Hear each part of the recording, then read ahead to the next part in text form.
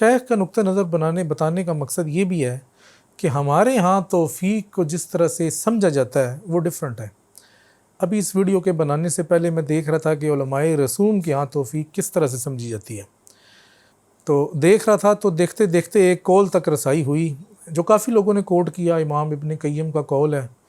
تو ان سے جب توفیق کے بارے میں سوال کیا گیا تو انہوں نے اس کا جواب دیا کہ جی توفیق یہ ہے کہ اللہ تعالیٰ ایک لمحے کے لیے بھی تجھے اپنے نفس کے حوالے نہ کرے اور ہر لمحہ تو اللہ تعالیٰ کے حوالے ہی رہے،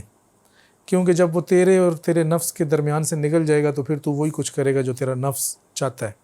تو ایٹ دی اینڈ چونکہ وہ یہ سمجھتا ہے کہ توفیق مجھے حق تعالیٰ نے دینی ہے،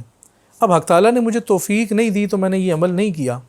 تو اس کا مطلب یہ ہے کہ حق تعالیٰ ہی پھر ذمہ دار ہے اس عمل کے نہ ہونے کا،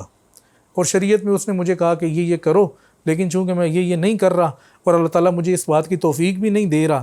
تو اب اس کا ذمہ دار اللہ تعالیٰ ہی ہے۔ تو یہ وہ بنیادی فرق ہے کہ جو علماء رسوم میں توفیق کے مطلب میں اور شیخ اکبر میں توفیق کے مطلب میں ہے۔